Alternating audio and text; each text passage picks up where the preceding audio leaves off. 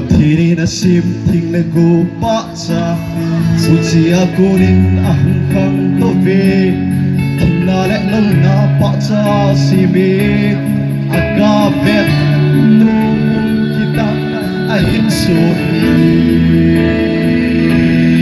Wile ko ni saho hak na Ahoy na jose ko patne Uchi pa inahiel no ne Lam lo Come on!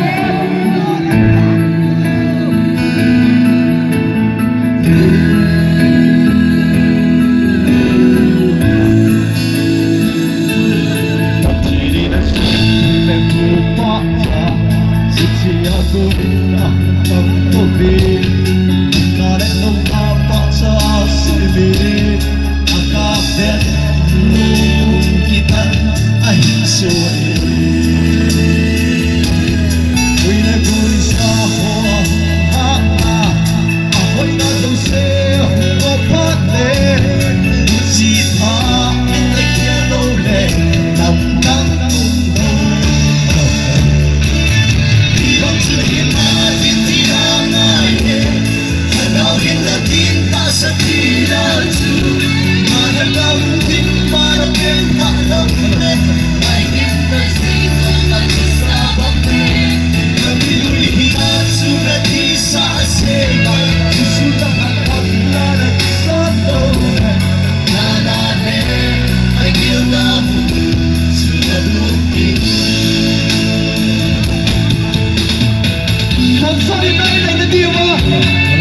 Itu cari baik orang kita hasil mengaya.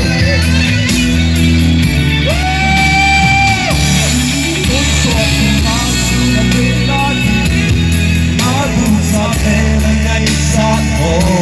Mereka ingat tak sebi, naik tadi.